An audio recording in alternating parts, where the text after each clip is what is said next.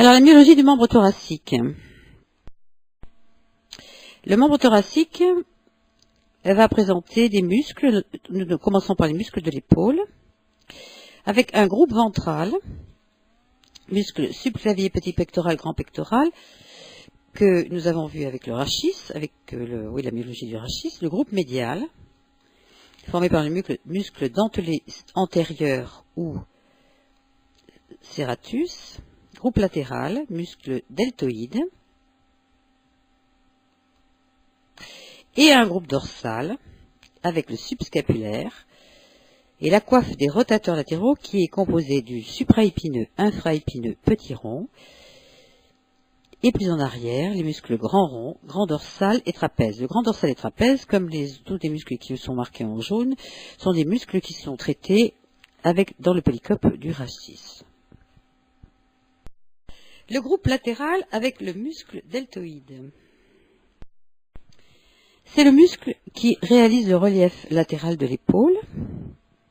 Il est très puissant et recouvre l'épaule en dehors et protège l'articulation scapulo-humérale dont il est séparé par une bourse synoviale subdeltoïdienne. Alors, dans ses origines, nous avons besoin d'une vue ventrale et d'une vue dorsale puisque nous avons une partie claviculaire. Ce muscle va s'insérer sur le tiers latéral du bord antérieur de la clavicule et sur la partie adjacente de sa face crâniale.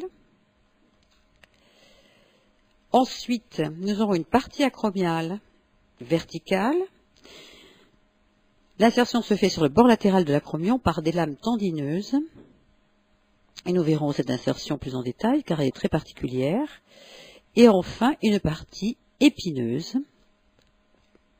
sur le versant caudal du bord dorsal de l'épine de la scapula jusqu'au tubercule trapèze. Voilà, nous reprenons ces insertions. Donc la première claviculaire, les fibres sont obliques en bas et en dehors et légèrement en arrière. De la partie acromiale, nous avons des fibres qui vont partir de lames tendineuses posées perpendiculairement sur le bord de l'acromion. Et les fibres musculaires vont s'épanouir à partir de ces lames. On dit que c'est une insertion péniforme, intercalée d'ailleurs avec des fibres charnues qui vont s'insérer directement sur l'os. Cette disposition permet une augmentation du volume musculaire et forme le relief musculaire de l'épaule. La dernière partie, la partie épineuse, les fibres sont obliques en bas, en dehors et en avant, à l'opposé de celle qui était en arrière, provenant du faisceau claviculaire.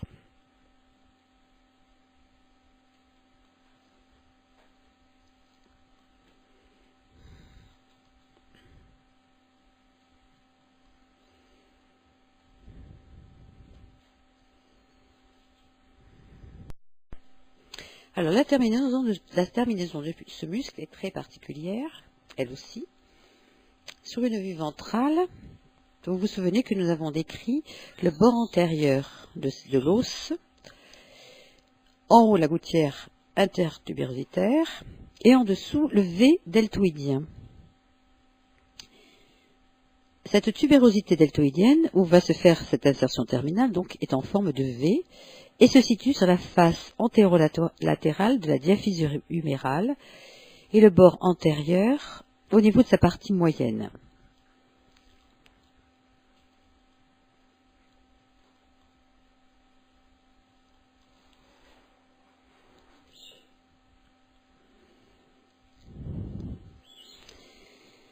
La partie claviculaire de tendon terminal va s'insérer sur la branche ventrale du V deltoïdien, c'est-à-dire le bord antérieur de l'humérus. La partie épineuse sur la branche dorsale et la partie acromiale entre les deux.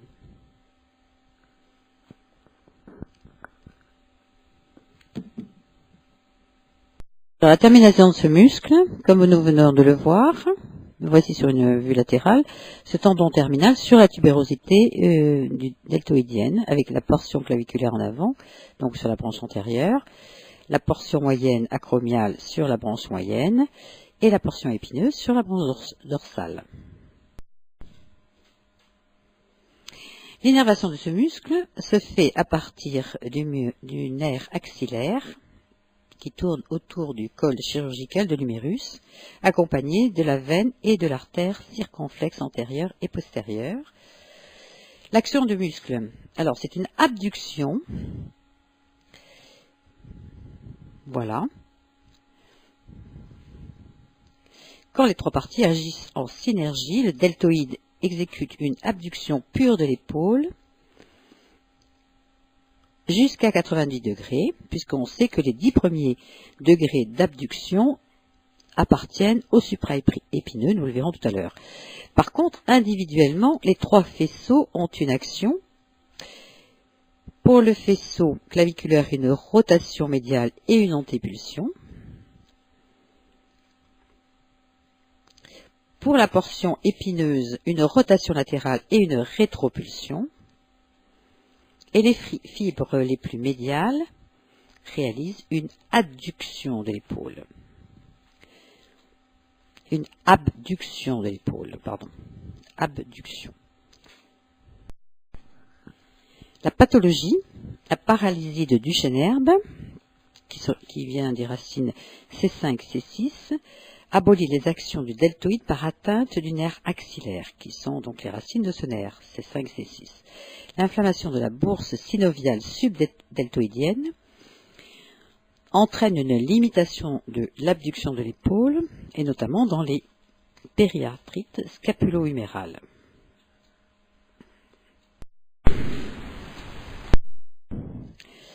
Alors, ce muscle subscapulaire, ça va s'insérer dans la fosse subscapulaire et se terminer sur l'humérus. Cette fosse subscapulaire comporte des crêtes et ce muscle va s'insérer sur ces crêtes grâce à des lames aponevrotiques, alors que les fibres charnues vont s'insérer directement entre les crêtes. La direction de ce muscle, en ce qui concerne les fibres les plus hautes, est pratiquement horizontale, alors que les basses sont obliques en haut et en dehors. Le tendon se termine sur le tubercule mineur de l'humérus, en passant sous le processus coracoïde. Et l'innervation de ce muscle est faite par les nerfs supérieurs et inférieurs du subscapulaire.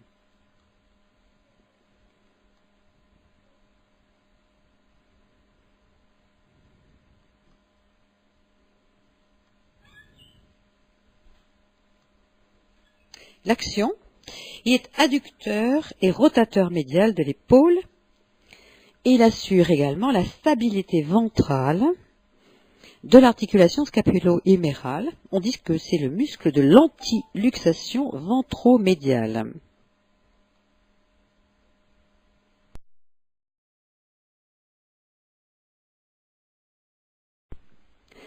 En ce qui concerne le muscle supraépineux, son insertion se fait dans les 2 tiers médiaux de la fosse supraépineuse et sur la face crâniale de l'épine de la scapula.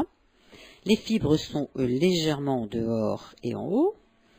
Et le tendon passe sur l'articulation scapulo-humérale, en au-dessus, en adhérant à la capsule.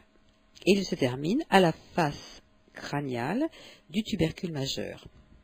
Son innervation se fait par le nerf suprascapulaire qui passe dans l'incisure scapulaire qui est fermée par un petit ligament.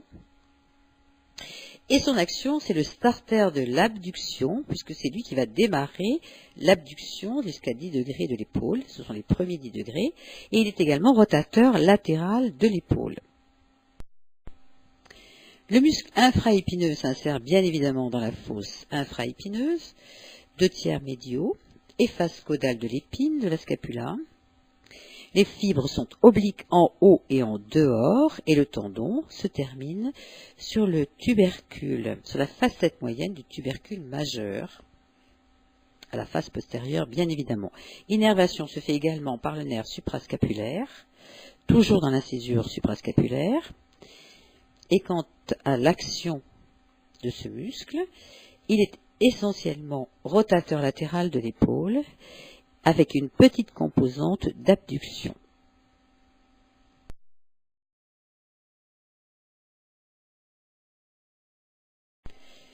Le muscle petit rond, le troisième de la coiffe des rotateurs, s'insère par des fibres charnues à la partie crâniale du tiers latéral de la fosse infraépineuse, le long du bord axillaire de la scapula.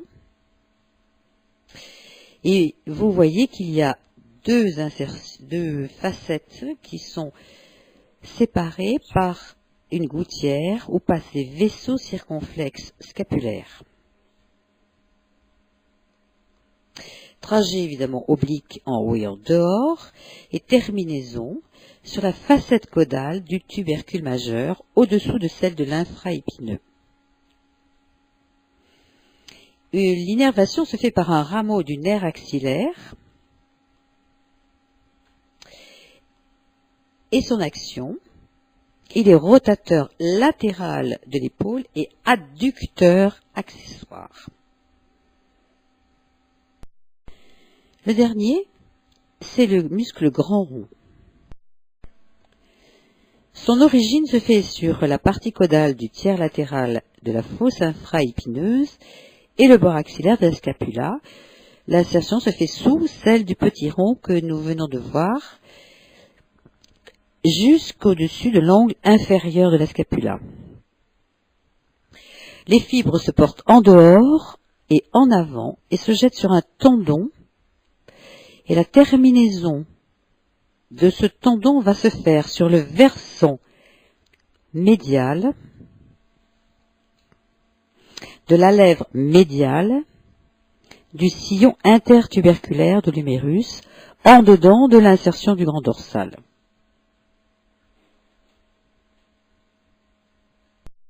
Voilà, nous reprenons une vue antérieure, une vue ventrale, pour bien voir l'insertion de ce muscle.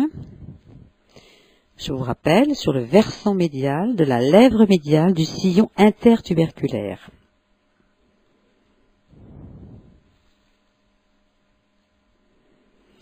Son innervation se fait par un rameau, le rameau du grand rond, qui est issu du nerf subscapulaire, qui est lui-même une branche collatérale du plexus brachial.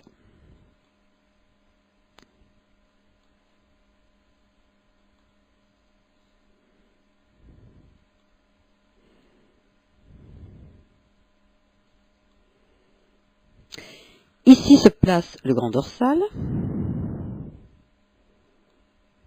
sur le versant latéral de la lèvre médiale, et enfin s'est placé le grand pectoral, qui lui est sur la lèvre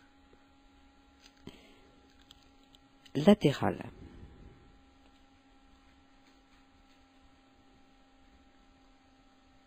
L'action, adduction, rotation médiale et rétropulsion de l'humérus, ou du bras. Les espaces axillaires, la disposition de ces muscles que nous venons de voir fait que nous avons entre leur bord supérieur ou inférieur des espaces qui sont très importants à connaître, puisque ces muscles vont former ce que l'on appelle la paroi de l'espace axillaire dans lequel descend le plexus brachial, et par ces espaces qui sont ménagés entre ces muscles, ces interstices, sortiront les branches terminales du plexus brachial. Alors nous venons de mettre en place le subscapulaire, la longue portion du triceps brachial, le grand rond, le grand dorsal,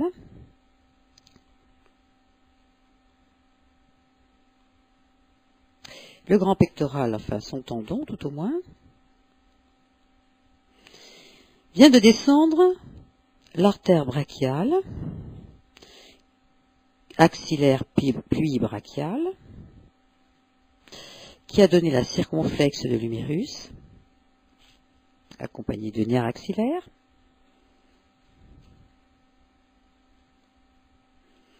Le nerf radial. Et voilà le premier espace qui s'est mis. Cet espace quadrilatère est appelé espace axillaire latéral. Et il est délimité en haut par le petit rond, en bas par le grand rond, en dedans par le long chef du triceps brachial et en dehors par l'humérus. Et vous verrez en topographie qu'il laisse passer un paquet vasculo-nerveux qui va tourner autour du col chirurgical de l'humérus, le nerf axillaire, l'artère circonflexe postérieure de l'humérus, ainsi que ses deux veines satellites qui l'accompagnent. Vient de se placer un espace triangulaire qui est l'espace axillaire médial, qui est limité en haut par le petit rond et la scapula, en bas par le grand rond et en dehors par le chef long du triceps brachial. Et cet espace est traversé par une branche de l'artère subscapulaire, l'artère circonflexe de la scapula et ses deux veines satellites. Et le dernier espace qui vient de se mettre en place est l'espace axillaire caudal, limité en haut par le grand dorsal, en bas et en dedans par le chef long du triceps brachial et en dehors par l'humérus. Il s'ouvre sur le sillon du nerf radial et laisse passer d'ailleurs le nerf radial, l'artère brachiale profonde et les deux veines satellites qui l'accompagnent. Nous allons revoir ces espaces en vue dorsale. Les muscles se mettent en place, le supraépineux, l'infraépineux, le petit rond, le grand rond, le grand dorsal, la longue portion du triceps brachial,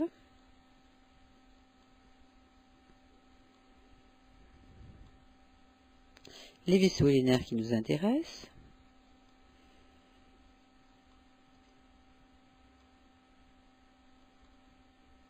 et vient de se mettre en place l'espace axillaire latéral que nous avons décrit tout à l'heure, avec les éléments qui le traversent. L'espace axillaire caudal et l'espace axillaire médial. Pathologie, le syndrome canalaire suprascapulaire. Le nerf suprascapulaire qui passe dans l'incisure scapulaire peut être comprimé à ce niveau.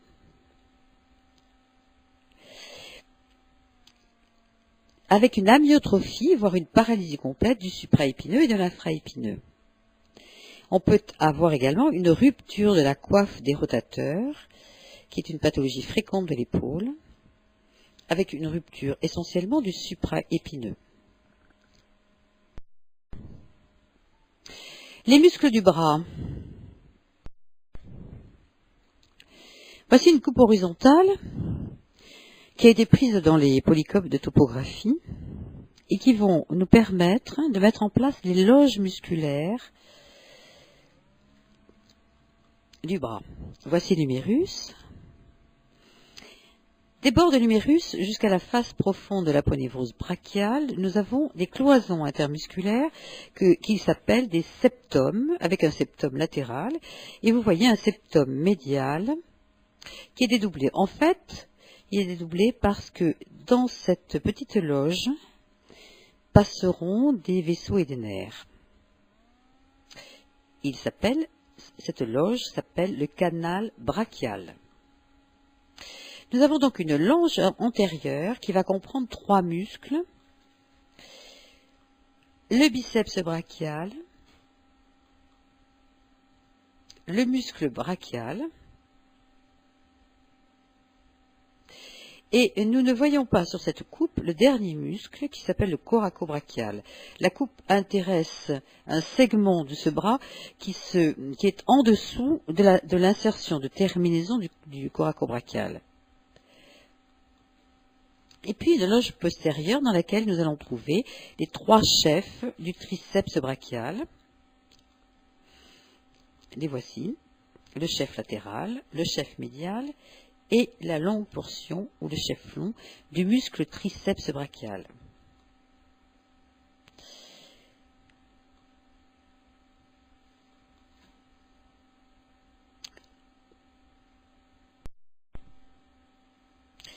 Nous allons donc commencer par la loge antérieure avec les trois muscles, biceps brachial, muscle brachial et coracobrachial. Le coracobrachial, c'est un muscle fusiforme qui part du processus coracoïde de la scapula vers la diaphyse humérale. Son origine se fait au sommet de ce processus coracoïde par un tendon commun avec le chef court du muscle biceps brachial. Les fibres sont obliques en bas et en dehors. Il a une particularité, il possède une petite boutonnière par lequel ce corps musculaire est traversé par le nerf musculo-cutané. Et la deuxième particularité, c'est qu'il est enveloppé par le fascia clavipectoral que nous avons étudié avec le polycopier rachis, avec les muscles de la paroi antérieure du thorax. Et sa terminaison se fait au tiers moyen de la face antéromédiale de l'humérus et son innervation par les rameaux supérieurs et inférieurs du coracobrachial, qui est issu du nerf musculo-cutané, lui-même branche terminale du plexus brachial.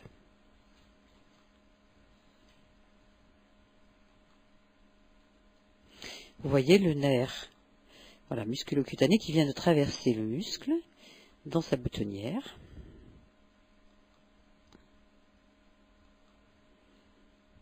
L'action de ce muscle, il est antépulseur et adducteur, ainsi que rotateur médial de l'épaule.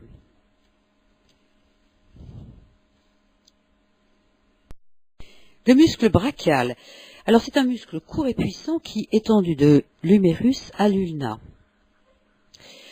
C'est le plus important même, fléchisseur de l'articulation du coude, quelle que soit la position de l'avant-bras, en supination ou en pronation. Origine. Sur la moitié caudale ou distale du bord antérieur, s'étendant de chaque côté, sur les faces antéromédiales et antérolatérales, ainsi que sur les septums intermusculaires, aussi bien médiales que latérales. Donc c'est une insertion très étalée. Et cette insertion remonte au milieu entre les insertions du deltoïde et du coracobrachial. Voilà le septum latéral, le septum médial, et voilà l'insertion du brachial. C'est un vaste corps musculaire qui va se terminer par un large tendon, franchir l'articulation du coude et prendre insertion sur la face caudale du processus coronoïde, sur la tubérosité ulnaire. Il s'étale également sur la capsule articulaire du coude. Il va émettre latéralement une expansion aponévrotique épaisse qui va se perdre dans le fascia antébrachial, c'est-à-dire l'enveloppe générale des muscles de l'avant-bras, et recouvrir ainsi les muscles épicondylaires latéraux.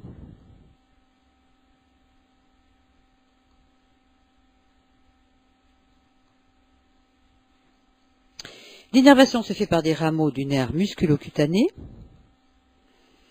Voici le nerf qui retraverse le coracobrachial par sa boutonnière et descendre.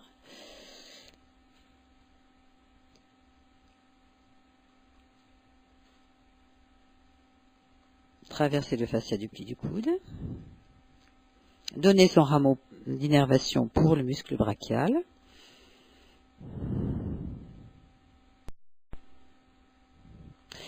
L'action de ce muscle, donc on a dit tout à l'heure qu'il était le plus puissant fléchisseur du coude, ou de l'avant-bras sur le bras.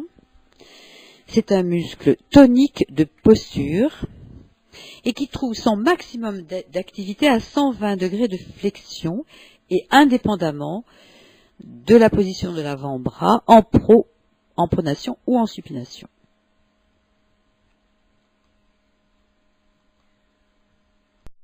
La pathologie de ce muscle, c'est une paralysie musculaire par atteinte des racines C5, C6, c'est la paralysie de Duchenne-Herbe, dont nous avons parlé tout à l'heure. Et c'est également la présence d'ostéomes au niveau du brachial, par calcification d'hématomes. Et ces ostéomes calcifiés vont empêcher le jeu musculaire et donc entraîner une raideur articulaire. Le biceps brachial, comme son nom l'indique, est un muscle composé de deux chefs tendus de la scapula au radius. Alors, origine du chef long, c'est le tubercule susglénoïdal avec un tendon qui est horizontal, intracapsulaire, extrasynovial. Ce tendon descend dans la gouttière intertubérositaire, maintenu par le ligament transverse et par le tendon du grand pectoral. Et le chef court, lui, naît du sommet du processus coracoïde dans son bord latéral et en dehors du tendon du muscle coraco-brachial qui lui est sur le versant ventrolatéral. Voici le muscle. Les deux chefs se réunissent à la partie moyenne du bras, à peu près à la hauteur de l'insertion du deltoïde, et donne à ce moment-là un corps musculaire unique qui va se jeter sur un tendon. Et ce tendon, en passant au-dessus de l'articulation du coude, va déterminer un sillon bicipital médial à l'intérieur et un bicipital latéral à l'extérieur. Ce sont les gouttières bicipitales. Sur le rebord médial de ce muscle va cheminer dans ce sillon bicipital médial un pédicule vasculonerveux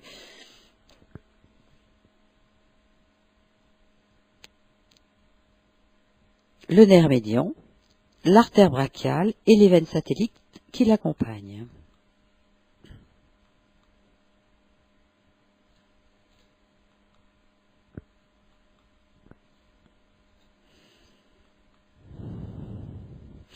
La terminaison va se faire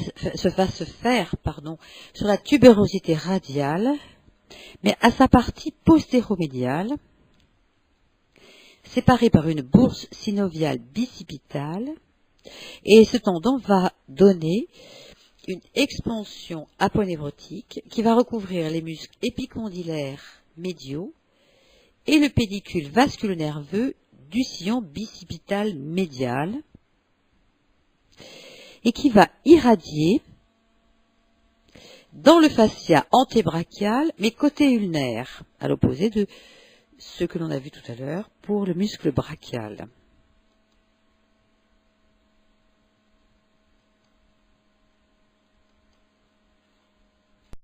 En ce qui concerne son innervation, chacun des deux chefs va recevoir un rameau du nerf musculo-cutané juste après sa traversée du muscle coraco-brachial. En ce qui concerne son action, c'est un muscle biarticulaire, phasique, propre au mouvement d'enroulement, avec un maximum d'efficacité à 90 degrés de flexion du coude. Biarticulaire, puisque ces tendons passent au-dessus de la scapulo-humérale et au-dessus de l'articulation, et au-devant, de l'articulation du coude. Au niveau de l'épaule, quelle est son action? Le chef long fait partie des coaptateurs de l'épaule et intervient dans l'abduction et la rotation médiale de l'épaule. Son chef court participe à l'adduction et à l'antépulsion de l'épaule. Et son efficacité dépend de la position de l'épaule par étirement préalable des deux chefs en rétropulsion, abduction et rotation latérale.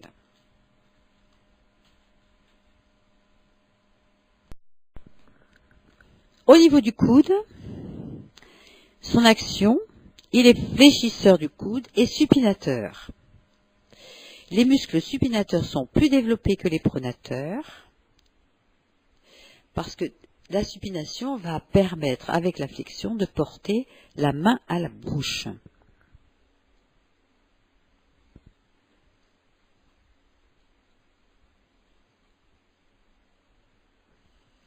Et son efficacité va dépendre de la prosupination. Les deux chefs sont plus performants s'ils ont été au préalable étirés en extension du coude et en pronation.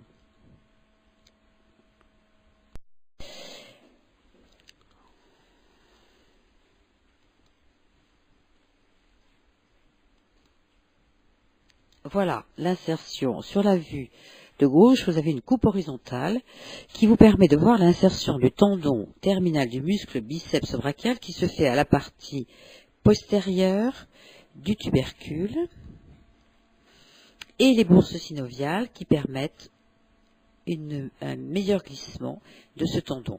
Se met en place maintenant le muscle supinateur que nous verrons ultérieurement avec entre ses branches le nerf radial.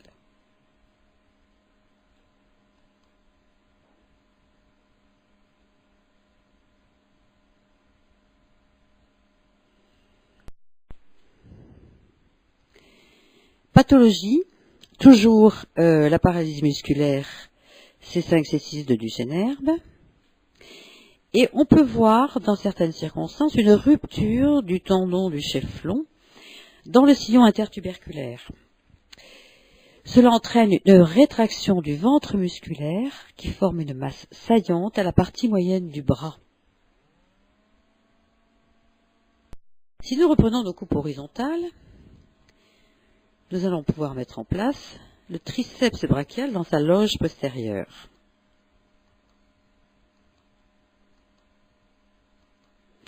Voilà, un seul muscle mais trois chefs, un chef latéral, un chef médial et un chef long. Alors, origine de ce triceps. Tout d'abord, le chef long, son origine se fait sur le tubercule infraglénoïdal.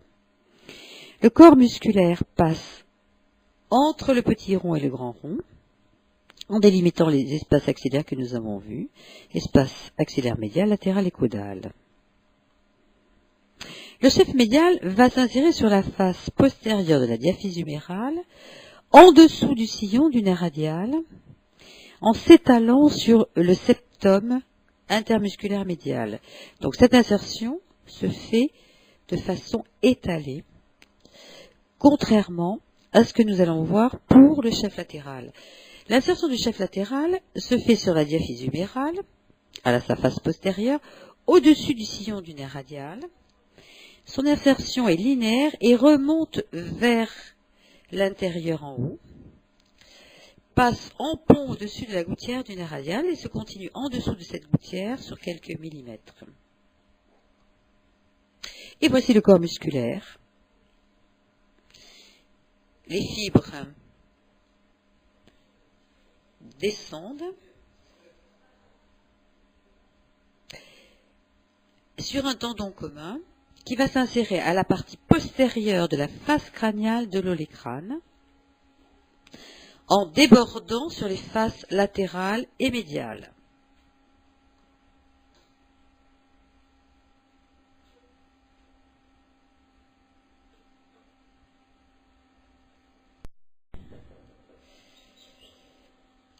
L'action de ce muscle, le chef latéral et médial sont puissants et uniarticulaires et ce sont les seuls véritables extenseurs de l'avant-bras sur le bras. Le chef latéral intervient essentiellement à moins 30 degrés de déflexion. On appelle déflexion l'extension du coude. Et le chef médial va intervenir entre 30 et 90 degrés de déflexion, c'est-à-dire toujours pareil, d'extension. Le chef long, lui, possède en plus une action sur l'épaule puisqu'il est biarticulaire. Il est rétropulseur, adducteur et rotateur latéral.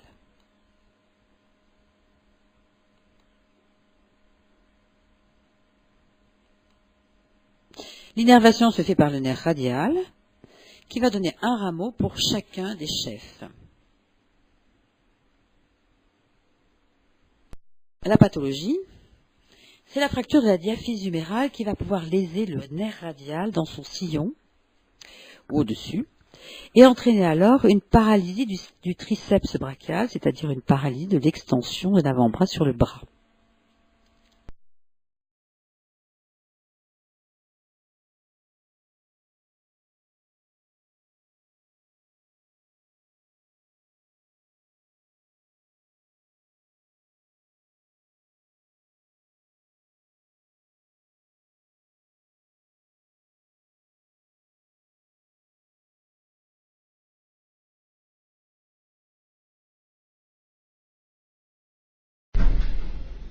Nous allons continuer les muscles de l'avant-bras avec la loge postérieure.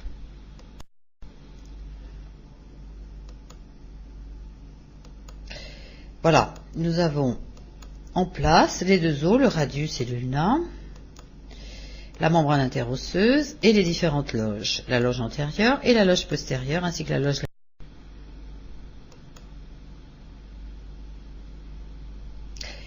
Les muscles épicondylaires médiaux vont se retrouver au niveau de cette loge antérieure en deux couches.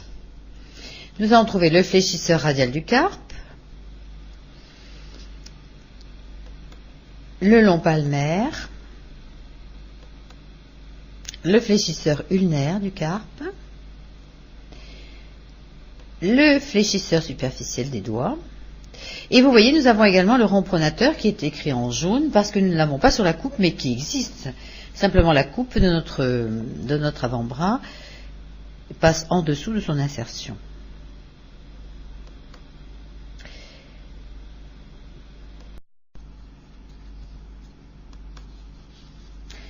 Alors, dans ces muscles épicondylaires médiaux, le rond pronateur,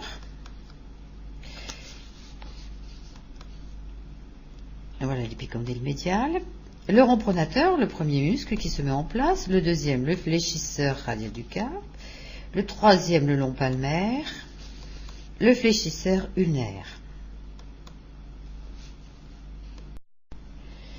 Le rond pronateur tout d'abord, c'est un muscle qui possède deux faisceaux et dont l'origine va se faire pour le chef huméral sur la face antérieure de l'épicondyle médial et pour le chef ulnaire sur la face médiale du processus coronoïde de l'ulna.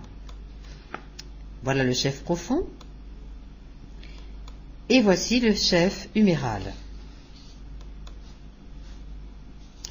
Il est oblique en bas et en dehors. Et les deux chefs vont se jeter sur un tendon aplati qui se termine à la partie moyenne de la face latérale du radius.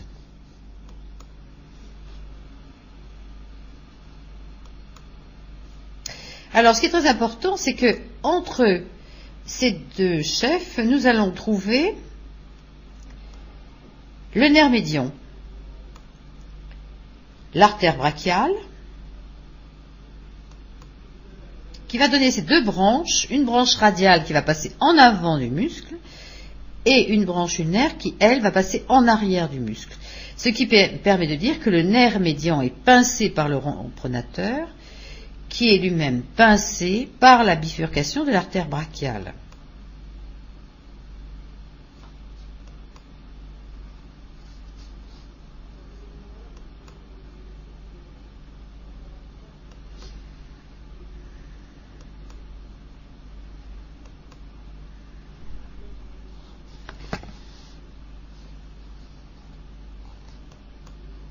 Alors, ce nerf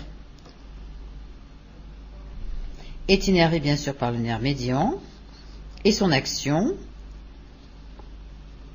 Le chef huméral biarticulaire, phasique et fléchisseur du coude et pronateur de l'avant-bras, d'autant plus que le coude est en extension. Et le chef ulnaire, lui, qui est monoarticulaire tonique, est uniquement pronateur.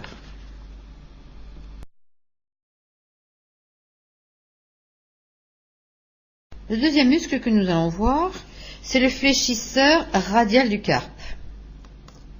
Le voici qui se met en place.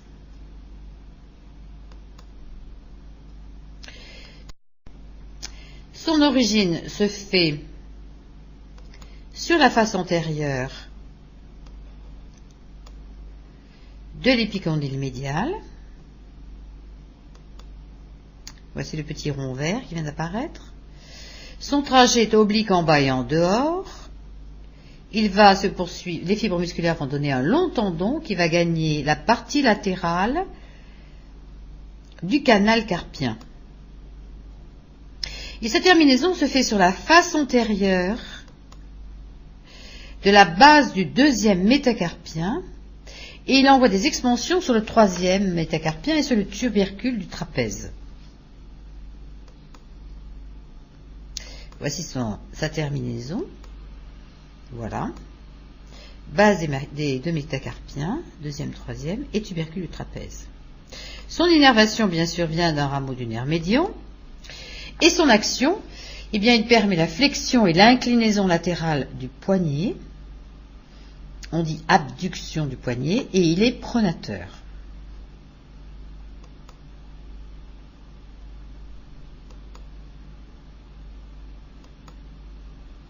Flexion, abduction, pronation. Le suivant, c'est le long palmaire. Le voici en place. Alors, c'est un petit muscle épicondylaire médial qui est fin et même parfois inexistant.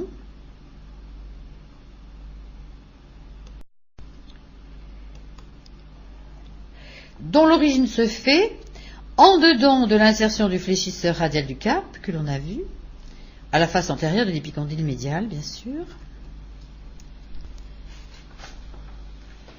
et dont le trajet se fait verticalement vers le poignet, et vous voyez qu'il donne très rapidement un tendon qui s'épanouit sur le rétinaculum des fléchisseurs, tout en envoyant des fibres au niveau de la ponévrose palmaire pour former ce que l'on appelle les lames prétendineuses, ou bandelettes prétendineuses.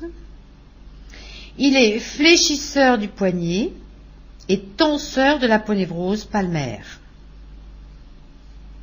Son innervation aussi appartient au médian.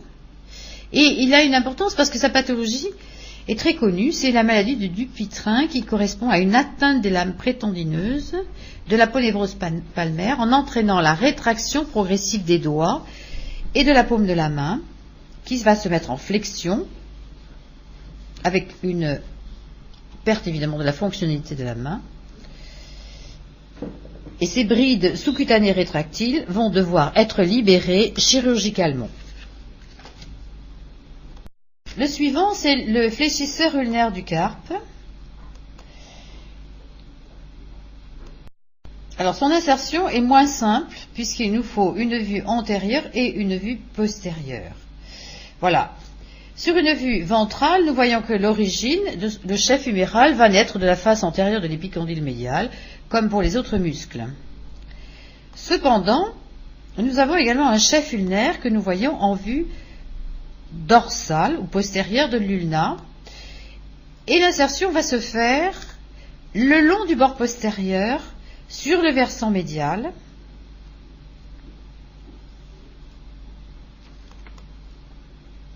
et entre les deux, nous avons une arcade fibreuse que l'on appelle la bandelette épitrocléo-olécrânienne ou épicondylo-olécrânienne médiale, c'est-à-dire qui va du condyle médial à l'olécrâne. Elle relie donc les deux insertions, formant un canal dans lequel va descendre le nerf ulnaire. Le trajet des fibres est assez particulier puisque les fibres vont naître de ces insertions et le corps charnu, large et étalé, va présenter une concavité latérale, c'est-à-dire qu'il va s'enrouler autour du bord de l'ulna. Et dans cette concavité va descendre le nerf ulnaire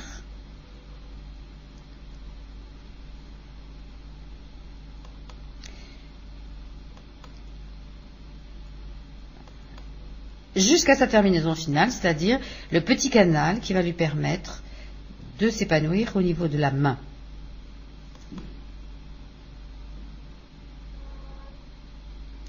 Donc ce muscle s'enroule le long du bord médial de l'ulna comme un cornet. Le voilà. Alors son innervation, ou plutôt sa terminaison d'abord, le tendon va passer dans le dédoublement superficiel du rétinaculum des fléchisseurs à sa partie médiale, pour se terminer sur le pisiforme.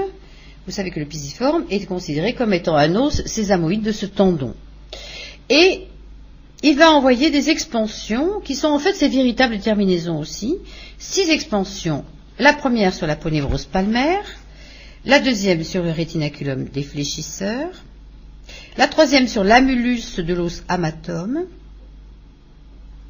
la quatrième sur le ligament piso-hamatome, que l'on appelle également pisi insuformien, le cinquième sur la base du cinquième métacarpien et le sixième sur le ligament piso-métacarpien.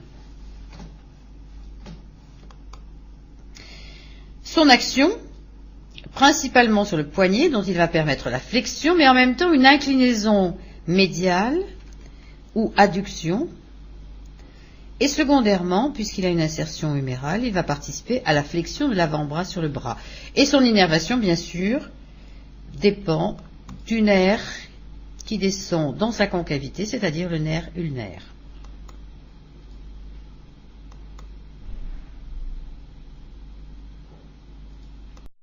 Alors, sa pathologie, le nerf ulnaire peut être comprimé sous l'arcade d'insertion du muscle, l'arcade épicondylo-olécrânienne médiale, entraînant des dysesthésies et une diminution de la force musculaire dans les territoires du nerf. Une dysesthésie, c'est-à-dire une sensation qui n'est pas une sensation habituelle ou normale, voire douloureuse. Ce syndrome canalaire est traité par section de cette arcade fibreuse. Et vous voyez que l'on vous rappelle que les muscles épicondylaires médiaux sont entourés par l'expansion aponévrotique du biceps brachial. Alors, maintenant, dans cette loge antérieure, nous avons le fléchisseur superficiel des doigts, et dans une couche plus profonde, nous verrons ultérieurement les fléchisseurs profonds des doigts, et notamment le fléchisseur propre du pouce. Maintenant, le fléchisseur superficiel des doigts.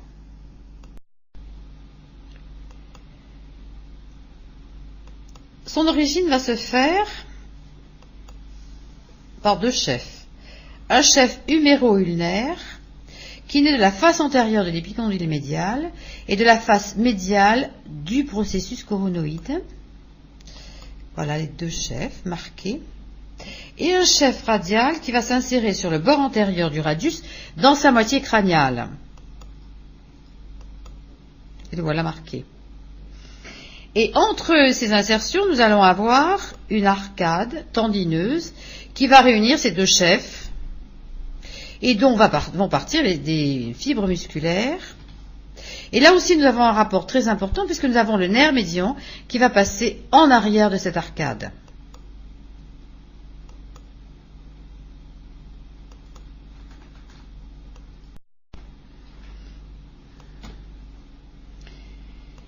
Alors, dans son trajet, le muscle va se disposer en 2 plans. Il va donner évidemment rapidement des tendons.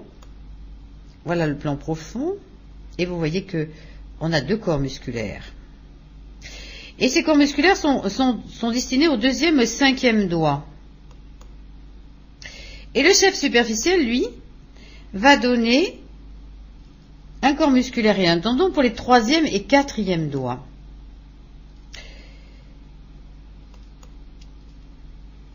Les 4 tendons vont rester disposés en 2 plans lorsqu'ils vont traverser le canal carpien. Voilà. Si on fait une coupe au-dessus du poignet, vous voyez que les tendons sont les uns sur les autres. C'est-à-dire qu'on va avoir le plan superficiel et le plan profond, avec le 2 et le 5 en profond, et par-dessus le 3 et le 4. Par contre, au niveau de la main, nous allons retrouver un alignement des tendons, puisque les tendons vont se diriger bien sûr vers leurs doigts respectifs.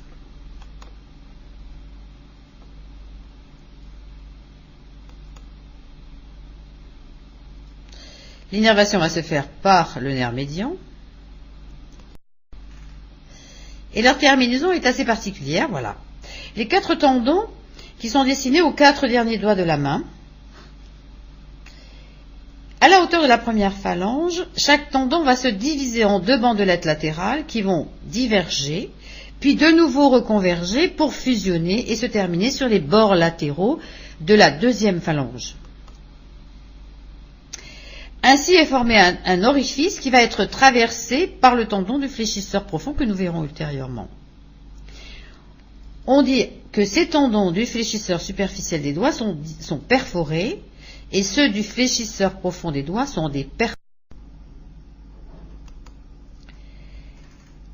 Alors, on vous signale que au niveau des poignets de la main, ces tendons glissent dans une gaine osséofibreuse du canal carpien par l'intermédiaire de gaines synoviales que nous verrons à la fin du cours. Ces tendons sont également maintenus par des poulies fibreuses au niveau de l'articulation métacarpophalangienne et de la première et deuxième phalange.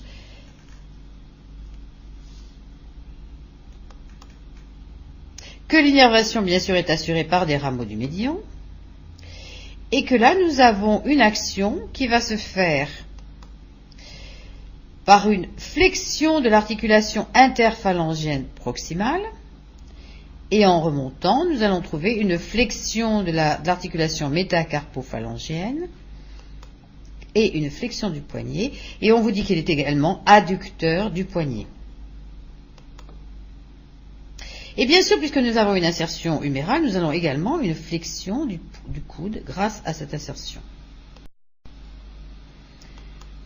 Alors maintenant, nous allons voir la couche profonde de cette loge antérieure qui est formée par les nerfs fléchisseurs profonds, qui sont le fléchisseur profond des doigts et le long fléchisseur du pouce.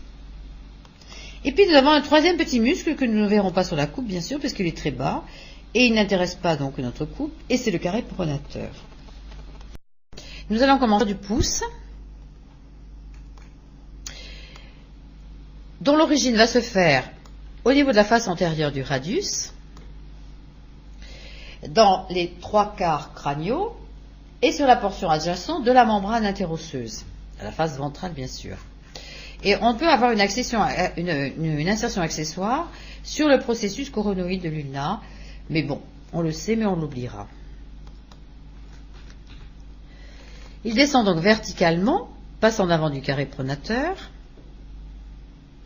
et va traverser le canal carpien pour atteindre la colonne du pouce, en cheminant entre les 2 faisceaux du court fléchisseur du pouce que nous verrons avec les muscles de la main.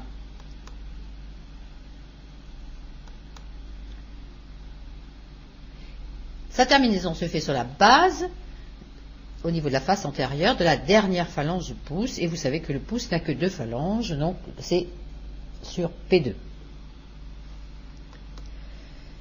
L'innervation appartient au médian. Et son action va être une flexion de l'articulation interphalangienne du pouce, puis de l'articulation métacarpophalangienne, et en remontant, une flexion et une abduction accessoire du poignet.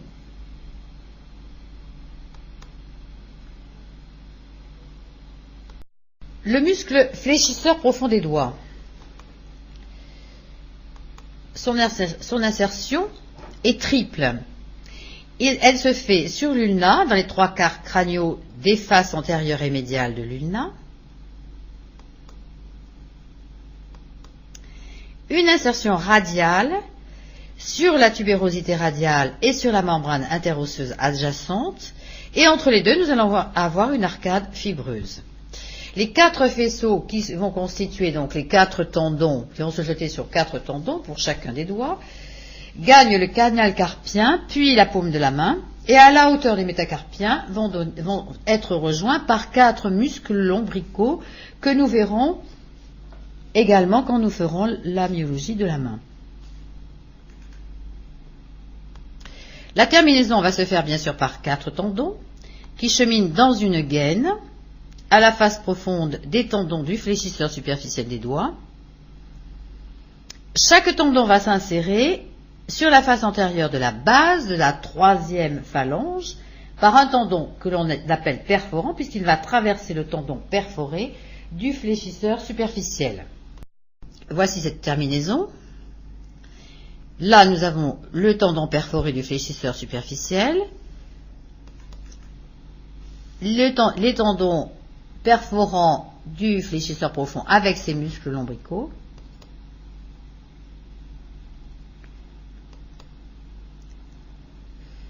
Et si nous prenons un doigt, voilà,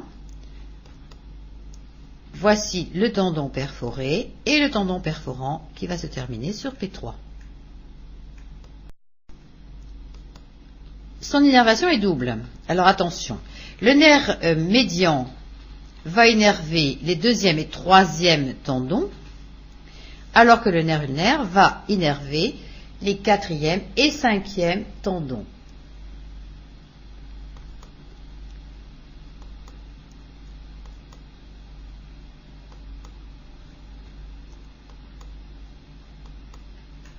Et son action, eh bien évidemment c'est une flexion des interphalangiennes proximales, enfin des distales, des proximales plutôt, et des métacarpophalangiennes, et bien sûr une flexion du poignet sur l'avant-bras.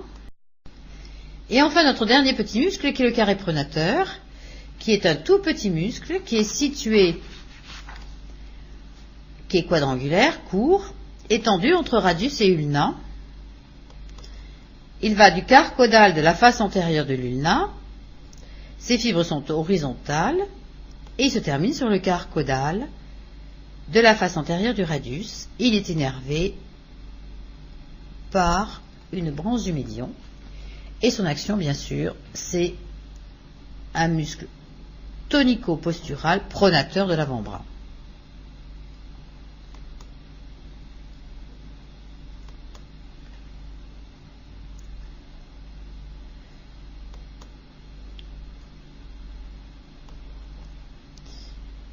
Et en arrière de lui va passer le nerf interosseux antérieur.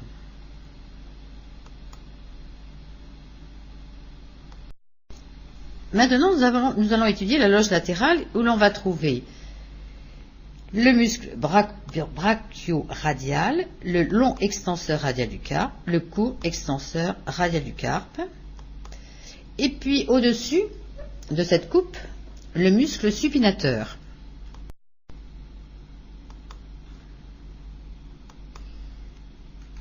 Le brachioradial. Son origine se fait sur le quart caudal du bord latéral de l'humérus, au-dessus du condyle latéral. Le voici. Les fibres vont s'enrouler à la face latérale de l'avant-bras et vont donner rapidement un tendon qui se termine sur la base du processus styloïde du radius. Son innervation se fait par le nerf radial. Vous voyez le nerf radial qui se met en place avec sa branche terminale et sa branche profonde qui va innerver les muscles de la loge postérieure de l'avant-bras. Et son action, il est essentiellement fléchisseur du coude, accessoirement, très accessoirement supinateur. Il devient même pronateur quand le coude est fléchi et il peut être supinateur lors d'une pronation forcée.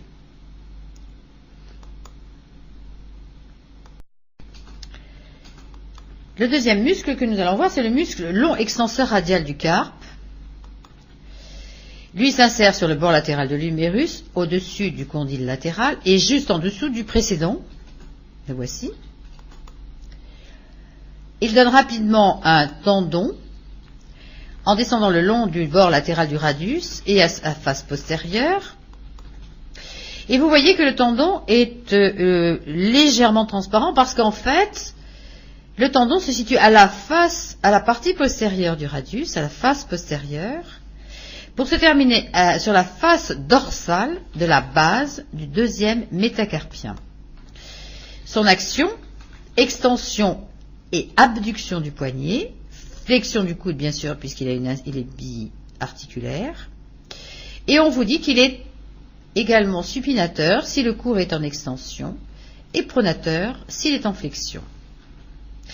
Et son innervation, bien sûr, c'est également le radial.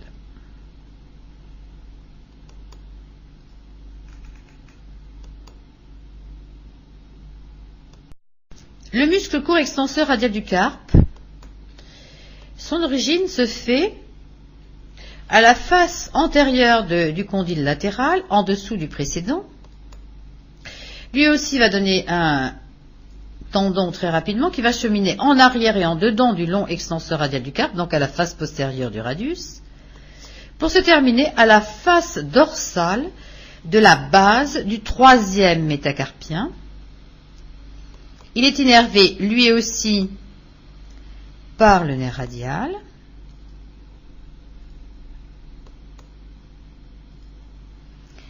Et il est extenseur et abducteur du poignet.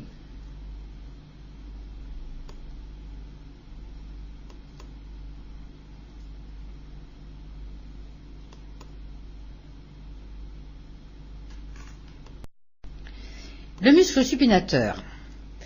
Alors c'est le muscle le plus profond de la loge latérale et il est très important puisque c'est vraiment le muscle de la supination. Il va s'insérer, il va présenter plutôt deux chefs, un chef superficiel et un chef profond. Nous avons besoin des trois os en vue ventrale. Le chef superficiel, son origine se fait sur la partie caudale de la face antérieure du condyle latéral, sur le faisceau moyen du ligament collatéral radial du coude et sur le bord latéral de l'ulna dans son quart crânial.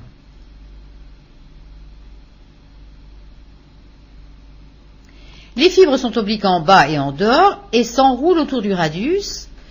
Elles ont une obliquité d'autant plus grande qu'elles sont caudales pour se terminer sur la face latérale de l'ulna et du col, en dehors de la tubérosité radiale et sur le bord antérieur du radius jusqu'à l'insertion du rond pronateur. Vous remarquerez que contrairement à ce qui a été écrit sur le polycope, j'ai bien dit qu'il se terminait sur la face latérale du col du radius. Son innervation évidemment appartient au radial. Son chef profond, maintenant, va prendre son origine dans la fosse supinatrice, sous l'incisure radiale de l'ulna. Les trajets, les fibres sont horizontales, s'enroulant par l'arrière autour du col du radius, pour se terminer, elle aussi, sur la face latérale du col du radius, et non pas médiale, et non pas antérieure plutôt, comme il est écrit sur votre polycope, et vont se terminer en dehors et en arrière du chef superficiel. Son innervation également appartient au nerf radial, et là nous allons trouver des rapports importants puisque le nerf radial va se diviser en ces deux branches au niveau de l'interligne huméro-radiale, une branche superficielle qui va passer en avant du supinateur et une branche profonde qui va passer entre les deux chefs et descendre à la face dorsale de l'avant-bras pour aller innerver tous les muscles de la face dorsale de l'avant-bras.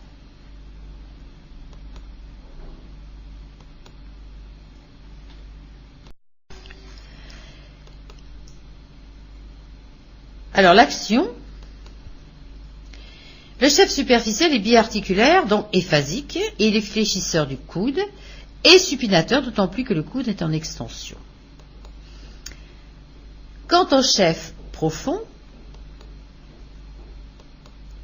il est lui monoarticulaire, il est seulement supinateur et sa supination est indépendante de la position du coude et notamment de sa flexion.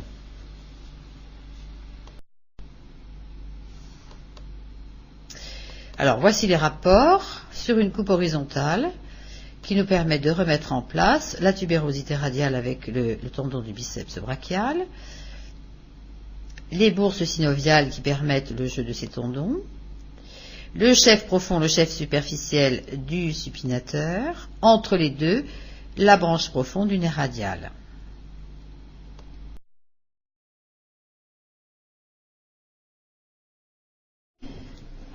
Il nous reste à voir donc les muscles de la loge postérieure qui sont répartis en une couche profonde et une couche superficielle. Alors cette couche superficielle est formée de muscles extenseurs des doigts, extenseurs du petit doigt et extenseurs ulnaires du carpe. Mais vous voyez que nous avons rajouté l'enconé, que nous ne voyons pas sur cette coupe et bien sûr que nous allons étudier. Alors cette couche superficielle, nous allons commencer par voir le premier muscle qui part de l'épicondyle latéral et qui est le muscle enconé. C'est un très petit muscle qui s'insère à la face postérieure de cet épicondyle latéral, très court, oblique en bas et en dedans, et va se terminer sur le lait crâne, sur la partie latérale et sur le tiers crânial de la face latérale de l'ulna, en continuation. Son innervation, il est innervé par le chef médial, le nerf du chef médial du triceps brachial et de l'enconé, donc c'est le même nerf qui va innerver le chef médial du triceps brachial et de l'enconé. Et c'est une branche donc du nerf radial. Et son action, bien sûr, est extenseur du coude.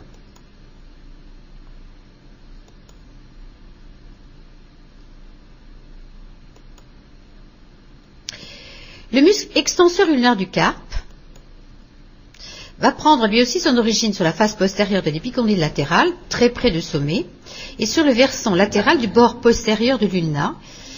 C'est l'homologue de l'extenseur du fléchisseur radial du carpe que nous avons vu. Lui, c'est l'extenseur ulnaire du carpe. Il va se mettre donc sur le long du bord postérieur. Son trajet descend légèrement oblique en bas et en dedans, et son tendon va passer au poignet dans un sillon qui est compris entre le processus styloïde et la tête de l'ulna. Voici ses insertions le long du bord postérieur de l'ulna, voilà, et le muscle, et sa terminaison sur la tubérosité de la base du 5e métacarpien, et son action, il est extenseur et adducteur du poignet. Maintenant, nous allons voir le muscle extenseur du petit doigt. Il naît lui aussi de la face postérieure de l'épicondyle latéral de l'humérus. Le trajet des fibres sont obliques en bas et en dedans et passe dans un sillon ostéofibreux à la face dorsale du poignet. Son tendon va s'unir au tendon de l'extenseur qui est destiné au petit doigt, dont il va renforcer l'action, et il est également adducteur du poignet. Le muscle extenseur des doigts, le voici qui se met en place. Son origine se fait également sur la face caudale de l'épicondyle latéral. Le corps musculaire forme une nappe qui va se terminer par 4 tendons. Et on va voir que cette terminaison va reproduire la terminaison des fléchisseurs que nous avons vus au niveau des doigts. Voilà. C'est ainsi que l'on va retrouver donc le métacarpe, P1, P2, P3. Et cette terminaison de ces tendons extenseurs va se faire à la face dorsale de la base de P2 et de P3.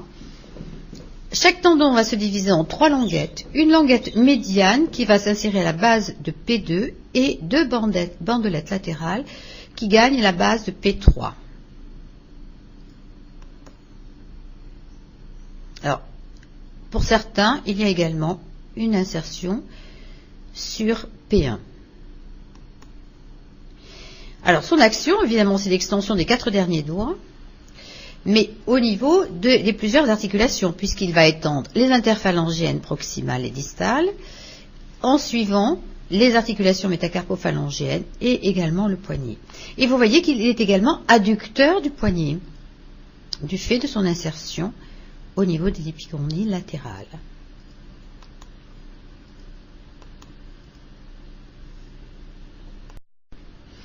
Alors, puisque nous avons vu la couche superficielle, nous allons voir la couche profonde. C'est le long abducteur du pouce, le court extenseur du pouce. Et le long extenseur du pouce et l'extenseur de l'index ne figurent pas sur la coupe, mais bien entendu font partie de cette couche profonde de la loge postérieure des muscles de l'avant-bras. Le premier, c'est le muscle long abducteur du pouce. Son origine, face postérieure de l'ulna, face postérieure de la membrane interosseuse, face postérieure du radius. Son tendon va croiser celui des extenseurs radiaux du carpe et passer dans un sillon latéral de la face latérale de l'extrémité distale du radius, et pour se terminer sur la face latérale de la base du premier métacarpien. Il est abducteur et extenseur de l'articulation trapézo-métacarpienne du premier doigt, bien sûr, du pouce, abducteur du poignet et également supinateur. Et le dernier, c'est le muscle court extenseur du pouce qui va être situé au-dessous du précédent, qui va prendre lui aussi son origine sur la face latérale de l'ulna et la face postérieure du radius, ainsi que la face postérieure, bien sûr, de la membrane interosseuse entre les deux os. Il passe dans le même sillon que celui du long abducteur du pouce et va se terminer à la face dorsale de la base de la première phalange du premier doigt, c'est-à-dire du pouce, et son action, il est extenseur et abducteur de l'articulation métacarpo-phalangienne du pouce.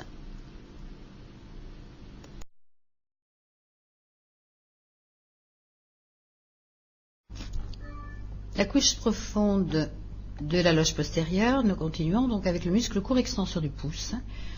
C'est un muscle qui va se situer au-dessous du précédent et qui s'étend de la face postérieure de l'ulna. Voilà, il se met en place. Et de la face postérieure du radius en se prolongeant sur la membrane interosseuse entre les deux os. Il suit le précédent et il passe dans le même sillon que le long abducteur du pouce et va se terminer à la face dorsale de la base de la première phalange du pouce. Son action, il est extenseur et abducteur de l'articulation métacarpo-phalangienne du pouce. Ensuite, nous allons trouver le muscle long extenseur du pouce, situé lui aussi au-dessous du précédent, dont le trajet suit les deux premiers et qui va s'insérer sur la face postérieure de l'ulna, la face postérieure de la membrane interosseuse. Vous voyez là qu'il n'occupe que l'ulna et non pas le radius. Et dans son trajet, son tendon va passer dans un sillon qui est situé à la face postérieure de l'épiphyse radiale distale. Et sa terminaison va se faire sur la face dorsale de la base de la deuxième phalange du pouce. Et son action, il est extenseur de l'articulation interphalangienne du pouce, extenseur et abducteur du poignet. Donc le muscle qui nous intéresse maintenant, c'est le muscle extenseur du deuxième doigt ou de l'index. Il se met en place, vous voyez, en suivant le trajet des autres que nous venons de voir, avec une origine qui va se faire sur la face postérieure de l'ulna et la face postérieure de la membrane interosseuse. Dans son trajet, le tendon va glisser à la face postérieure du radius et fusionner avec le tendon de l'extenseur commun qui est destiné au deuxième doigt. Et sa terminaison se fait sur la face dorsale de la base des deuxième et troisième phalanges de l'index. Action, extension des interphalangiennes du deuxième doigt. Tous ces tendons qui aboutissent au deuxième doigt et au premier forment une région au niveau de la face dorsale de la main, du premier métacarpien et du carpe. Cette région s'appelle la tabatière anatomique. Elle est délimitée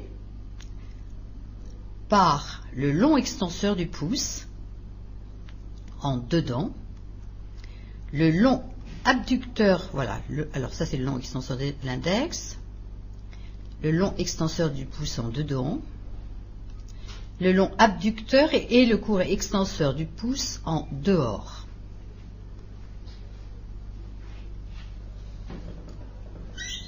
Voilà. Et dans le fond de cette région, on voit passer des tendons. Le premier qui se met en place, ce sont des tendons du long et court extenseur radiaux du carpe.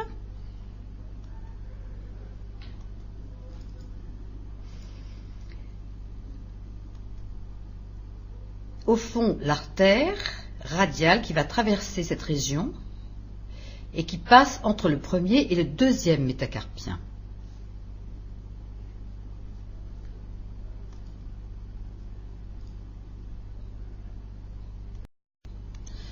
Nous allons voir maintenant les muscles intrinsèques de la main.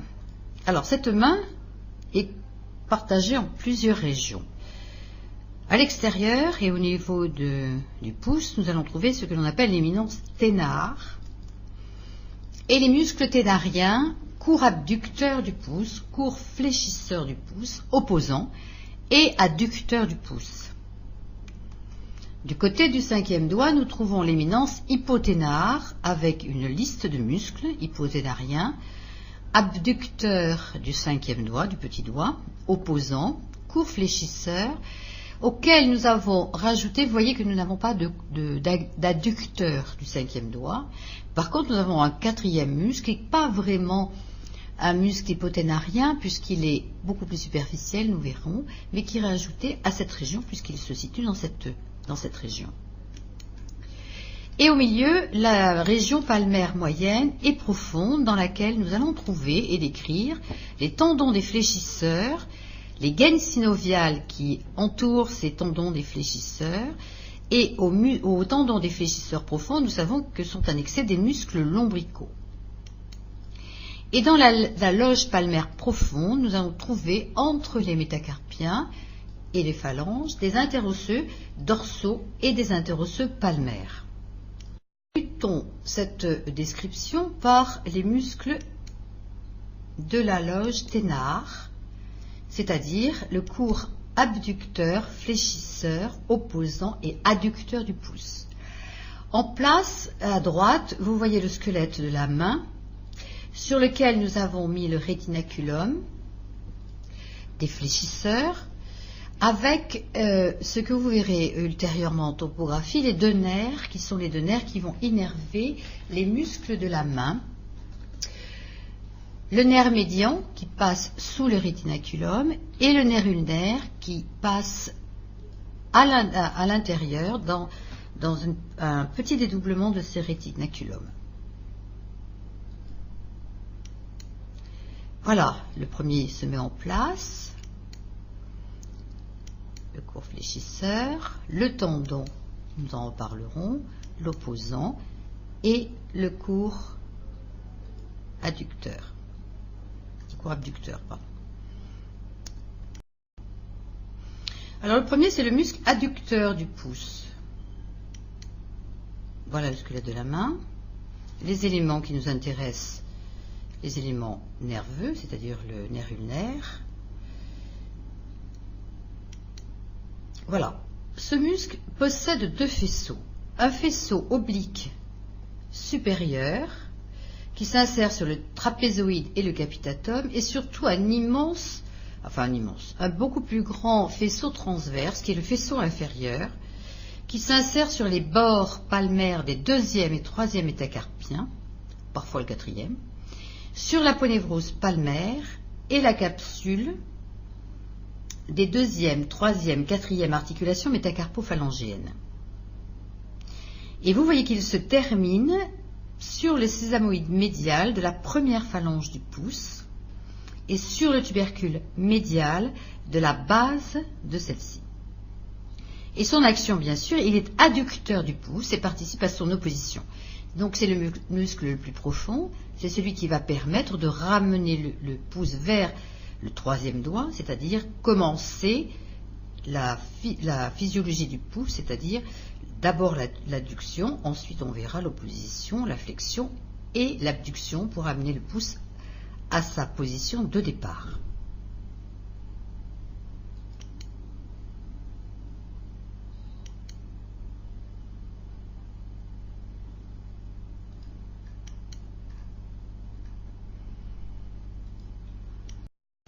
Maintenant le muscle court fléchisseur du pouce. Le rétinaculum et les éléments nerveux. Voilà. Ce court fléchisseur du pouce a une particularité. Il est formé d'un faisceau superficiel et d'un faisceau profond. Le faisceau superficiel a pour origine le rétinaculum des fléchisseurs et le tubercule du trapèze. c'est celui qui est en marron foncé. Et le faisceau profond, lui, s'insère sur le trapézoïde du capitatum. Et la particularité, c'est qu'entre ces deux faisceaux glisse le tendon du long fléchisseur du pouce. La deuxième particularité d'ailleurs, que nous reverrons ultérieurement, c'est au niveau de son innervation, puisqu'il a la particularité d'avoir une innervation par le nerf ulnaire en ce qui concerne son faisceau profond et par le nerf médian en ce qui concerne son faisceau superficiel. C'est la raison pour laquelle nous avons mis d'emblée les deux nerfs avant sur ces schémas du court fléchisseur du pouce. Sa terminaison se fait sur le sésamoïde latéral, puis pour certains auteurs, mais on n'en tiendra pas compte, sur le tubercule latéral de la première phalange du pouce. Et son action, bien sûr, il est fléchisseur de la première phalange du pouce sur le premier métacarpien et va participer aussi à l'opposition. Donc nous avons commencé par rapprocher le pouce de l'axe de la main. Maintenant, nous allons le fléchir avant de continuer l'action de ce pouce.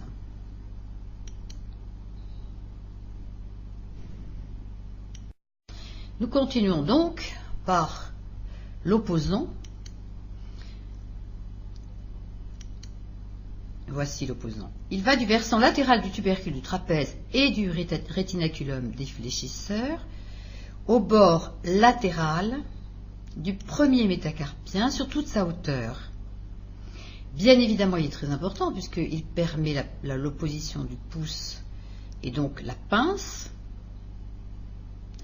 Et en même temps, vous voyez qu'il participe à l'abduction, c'est-à-dire qu'il va permettre aussi au pouce avec le court abducteur de ramener le pouce à sa position initiale. Position initiale qui est due au court abducteur du pouce. Le rétinaculum, le nerf médian. Alors, ce court abducteur du pouce prend son origine sur le tubercule du scaphoïde et le rétinaculum des fléchisseurs, bien sûr, et va se terminer sur le sésamoïde latéral, pour certains également sur le tubercule latéral, du pouce. Il va envoyer des expansions ou dossières qui vont contourner le bord latéral de la première phalange et se terminer sur les tendons du court et du long extenseur du pouce. On reverra ces expansions que l'on appelle également des dossières sur la terminaison au niveau des doigts. Son action donc, il est abducteur du pouce et participe à son opposition, c'est-à-dire qu'il va ramener le pouce en position initiale pour permettre à l'opposant de jouer, au court fléchisseur également, et au court adducteur dans le mouvement de ce pouce en opposition aux autres doigts.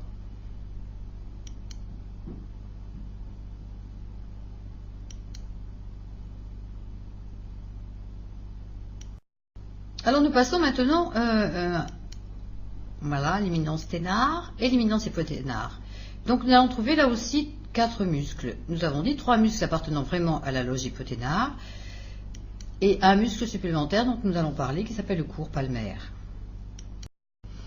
Alors le muscle abducteur du petit doigt, il va naître du pisiforme et du ligament piso-amatome ou pisi-inciformien et se terminer au bord médial de la base de la première phalange du petit doigt. Il est fléchisseur et abducteur du petit doigt.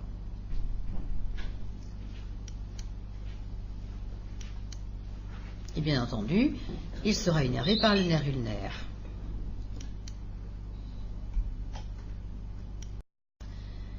On trouve également un opposant au niveau de ce petit doigt, même s'il est moins important dans son action que celui du pouce. Il va de l'amulus de l'amatome au bord médial et à la face médiale du 5e métacarpien. Il est donc opposant du petit doigt. Il porte celui-ci en avant et en dehors. Voici le muscle. Il y a une similitude d'ailleurs d'insertion avec celui que nous venons de voir au niveau du pouce. Et bien entendu, lui aussi sera innervé par une branche profonde du nerf ulnaire. Le dernier muscle est le muscle court fléchisseur du petit doigt. Il est de l'amulus de l'amatome Voilà. Et va se terminer sur le tubercule médial de la base de la première phalange du 5e doigt, parfois même sur le sésamoïde médial. Et bien sûr, il est fléchisseur du 5e doigt.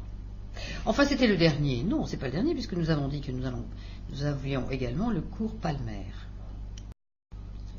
Alors, ce muscle est un petit muscle sus-aponévrotique.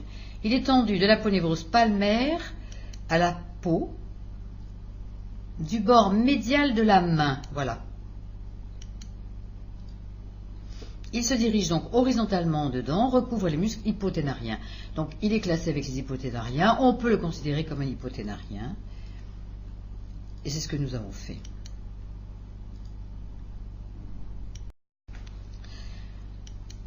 Alors, nous continuons ces muscles intrinsèques avec, après l'éminence sténare et l'éminence hypoténare, la loge palmaire moyenne et profonde dans laquelle nous avons dit que nous trouvions les tendons des fléchisseurs avec les gaines synoviales et les muscles lombricaux, et la loge palmaire profonde avec les interosseux dorsaux et les interosseux palmaires. Au tendon des muscles fléchisseurs profonds des doigts, qui passent bien sûr sous le rétinaculum, vous l'avez appris, vont s'annexer au niveau métacarpien ce que l'on appelle des muscles lombricaux. Alors, l'origine de ces muscles par rapport à l'axe du corps. Le premier va se fixer sur le bord latéral du tendon destiné à l'index. Le voilà. Le deuxième sur le bord latéral du tendon qui est destiné au médius, c'est-à-dire le 3e doigt. Le voilà. Ensuite, le troisième s'insère sur le bord, prend son origine plutôt sur le bord médial du tendon destiné au médius et sur le bord latéral du tendon destiné à l'annulaire. C'est-à-dire qu'il est à cheval entre les deux et va donner donc deux insertions d'origine en V. Le quatrième, même chose, c'est-à-dire sur le bord médial du tendon destiné au 4e doigt et sur le bord latéral du tendon destiné à l'auriculaire, c'est-à-dire au 5e doigt. Trajet. Les deux premiers ont un aspect péniforme, les deux autres sont bipénés. Et ils vont se diriger en règle générale vers leur terminaison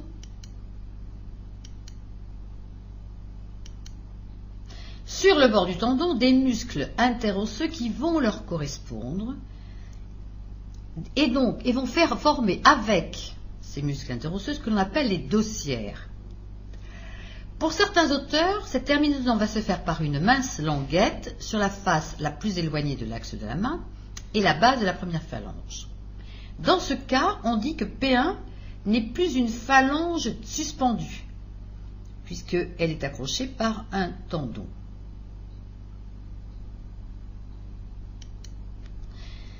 L'innervation de ces muscles lombricaux est assez particulière, parce que vous voyez que pour les deux médians,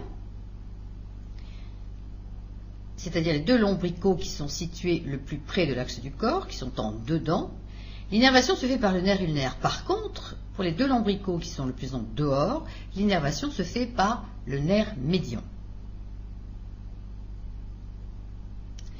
Action. Ils sont fléchisseurs de l'articulation métacarpophalangienne,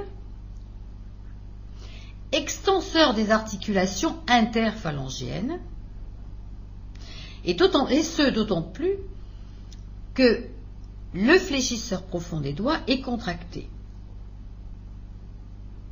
Ils sont également abducteurs du 2e doigt et adducteurs des 4e et 5e doigts.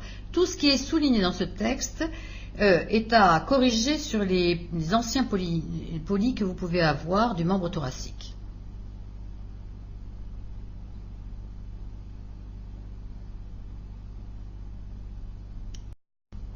Donc, on répète, abducteur du 2e doigt, adducteur 4e et 5e doigt, mais fléchisseur, action commune, des articulations métacarpophalangiennes, extenseur des articulations interphalangiennes, et ce pour les muscles lombricaux. Alors, dans la loge profonde, nous avons dit qu'il y avait des interosseux. Ces interosseux dorsaux et ventraux qui sont entre les métacarpiens. Les dorsaux, ils sont au nombre de 4, 1 par espace interdigital. Voilà les origines. Par 2 chefs qui se fixent sur les faces latérales des 2 métacarpiens de l'espace interosseux. Sur le métacarpien le plus proche de l'axe de la main, il se fixe sur les 2 versants ventral et dorsal. Mais sur le métacarpien le plus éloigné de l'axe de la main, l'insertion se fait que sur le versant dorsal, laissant libre le versant ventral, parce que nous allons avoir sur ce versant ventral l'insertion de l'interosseux palmaire. Donc, sur les faces latérales des 2 métacarpiens, ça c'est pas un souci, sauf que versant ventral et latéral, quand on s'adresse au métacarpien qui est le plus proche de l'axe de la main, par contre, que sur le versant dorsal pour le métacarpien le plus éloigné de l'axe de la main. C'est ce que je vous ai matérialisé.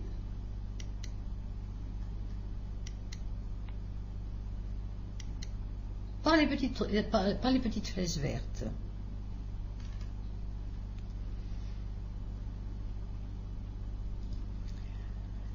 Le trajet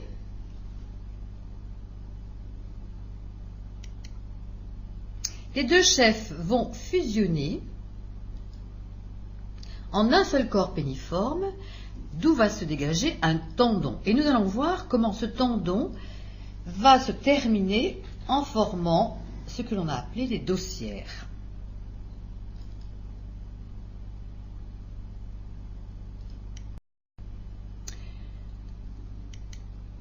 Voilà, nous remettons nos interosseux dorsaux. La terminaison. Le tendon se sépare en 2 faisceaux.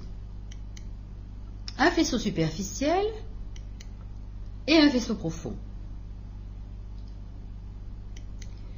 Le faisceau profond, lui, va se terminer à l'extrémité proximale de la première phalange, du 2e, 3e et 4e doigt. Ça, c'est simple. Par contre, le faisceau superficiel, lui, va recevoir le lombrical correspondant et rejoint le système extenseur du doigt, correspondant, qui va être situé le plus près de l'axe de la main. Et la terminaison va se faire par des dossières.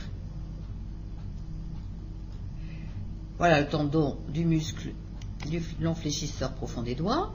En arrière, vous avez vu, puisque nous sommes ici sur une vue latérale, le tendon du muscle extenseur. Alors, en place, le muscle lombrical correspondant, le muscle interosseux qui nous intéresse, et la terminaison se fait par une dossière proximale qui va se fixer sur l'extenseur juste au-dessus de l'articulation métacarpo-phalangienne. Et voilà, la dossière proximale. La dossière moyenne va s'insérer sur la bandelette médiane du tendon de l'extenseur, et non pas médiale, comme il était écrit dans certains polycopiés. Voilà la dossière moyenne. Et enfin, la dossière distale se fixe sur la bandelette latérale. Ces dossières, voilà, dossière distale, les dossières forment l'aponévrose dorsale du doigt. Ça, c'est bien sûr, donc la terminaison du faisceau superficiel, vous voyez, en dossière proximale, moyenne et distale. L'innervation va se faire par une branche profonde du nerf ulnaire.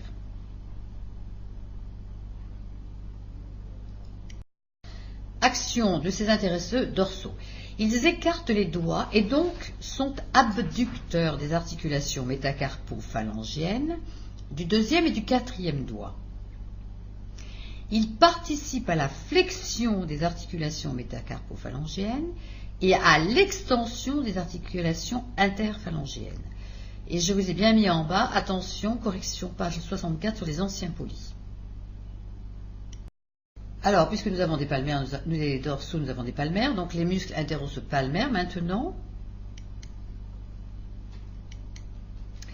Origine sur le métacarpien le plus éloigné de l'axe de la main, sur le versant ventral, puisqu'on a vu qu'il était laissé libre justement ce versant ventral de l'insertion des interosseux dorsaux, donc il s'insère sur le versant ventral du métacarpien le plus éloigné de l'axe de la main, et cette insertion se fait sur les 3/4 crâniaux, en donnant un tendon qui va se dédoubler en 2 faisceaux, et là aussi on va trouver une terminaison superficielle et profonde. Alors, la terminaison du faisceau superficiel. Le faisceau superficiel va recevoir le lombrical correspondant et va aller rejoindre le système extenseur du doigt, que l'on a vu tout à l'heure, du doigt correspondant bien sûr, qui est situé le plus près de l'axe de la main et va se finir par les 3 dossières. Et le faisceau profond va se terminer à l'extrémité proximale de la première phalange, qui correspond au métacarpien dont il est issu.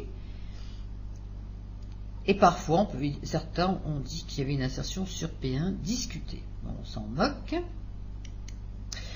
L'innervation se fait par la branche profonde du nerf ulnaire.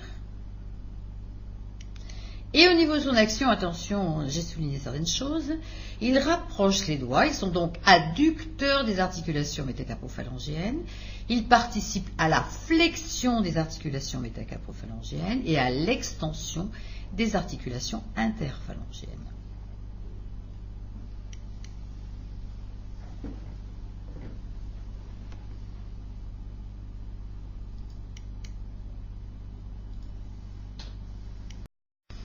Alors souvent, c'est l'interosseux palmaire au niveau du premier est confondu avec le faisceau oblique de l'adducteur du pouce. C'est la raison pour laquelle sur certains livres, vous pouvez ne pas trouver 4 interosseux palmaires et celui du premier espace n'est pas noté. Leur action, adducteur des premières, deuxième, quatrième et cinquième articulations métacarpophalangiennes. Vous voyez que le troisième n'est pas intéressé. Ils participent à la flexion, ils sont fléchisseurs plutôt des articulations métacarpophalangiennes et extenseurs des articulations interphalangiennes. On se résume. Les dorsaux sont abducteurs du deuxième doigt et adducteurs des quatrième et cinquième. Les palmaires sont adducteurs des premières, deuxième, quatrième, cinquième articulations métacarpophalangiennes. Ça, c'est ce qu'ils ont de différents. Par contre, ils ont une action qui se superpose, puisque vous voyez que tous les deux, fléchisseurs des articulations métacarpophalangiennes et extenseurs des articulations interphalangiennes. Prenons le temps de les revoir tous. Voilà, le rétinaculum, le court abducteur, l'opposant, le court fléchisseur, avec le tendon du long qui passe entre les deux faisceaux, et l'adducteur, vous voyez, avec le faisceau oblique et le faisceau transverse. Ça, ce sont les muscles de la loge hypothénare, de la loge ténare. La loge hypothénare, voici, le court abducteur du petit doigt, l'opposant du petit doigt, et le dernier, le court réfléchisseur et l'opposant du petit doigt. Et au niveau de la vascularisation, de l'innervation, le médian pour les muscles de la loge ténare et l'ulnaire pour les muscles de la loge ténare et le muscle adducteur du pouce et le faisceau profond du court fléchisseur.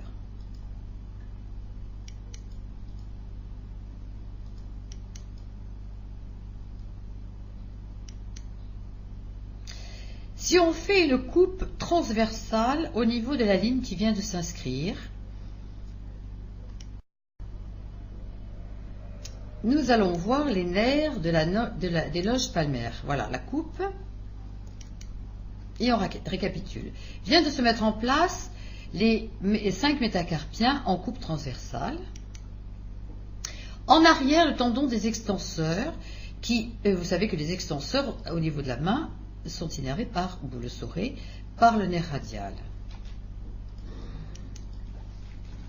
Le nerf ulnaire, on répète, va innerver les muscles de la loge hypothénare, le court palmaire, les interosseux dorsaux, les interosseux ventraux. Et dans les muscles extrinsèques, dont nous ne voyons que les tendons, nous allons voir que ce nerf ulnaire innerve les deux faisceaux les plus médians du fléchisseur profond, du long fléchisseur profond. Et comme nous l'avons dit, le court adducteur et le faisceau profond du court fléchisseur du pouce. Voilà. Vous voyez les petites branches jaunes qui sont l'innervation appartenant au nerf ulnaire. Et le nerf médian, eh bien voilà, tous les muscles de la loge sténare, sauf ce que l'on a dit, le court adducteur et faisceau profond du court fléchisseur, vous voyez, en bleu. Et bien entendu, le fléchisseur superficiel des doigts et les deux faisceaux les plus latéraux du fléchisseur profond sont innervés par le médian, en bleu. Il y a une anastomose qui se fait au niveau du court fléchisseur, elle va se mettre en place. C'est cette anastomose entre les deux systèmes d'innervation que l'on appelle l'anastomose médio-ulnaire ou de Rich et Cagnieux.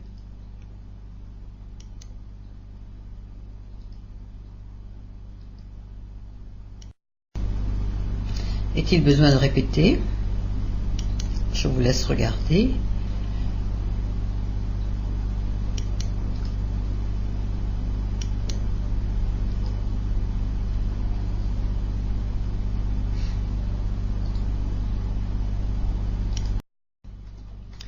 Les gaines synoviales digitales.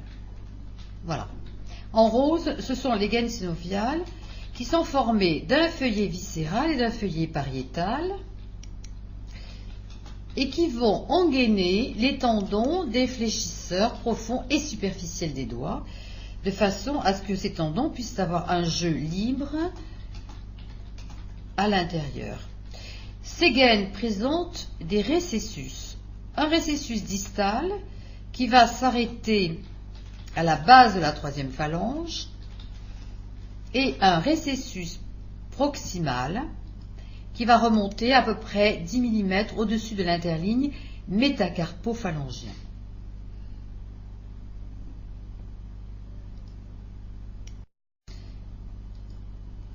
Voici la disposition de ces gaines. Si nous remettons en place tous les tendons qui intéressent la main, nous allons voir que certains tendons possèdent une gaine propre et, en ce qui concerne les tendons des fléchisseurs, une gaine commune. Voilà, le superficiel et le profond. La gaine propre du tendon du muscle long fléchisseur du pouce, la gaine propre du muscle fléchisseur radial du carpe,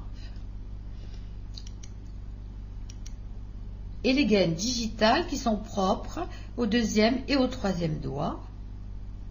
Par contre, nous avons une gaine commune au niveau du cinquième doigt et qui va remonter jusqu'au niveau du poignet. La voilà en coupe.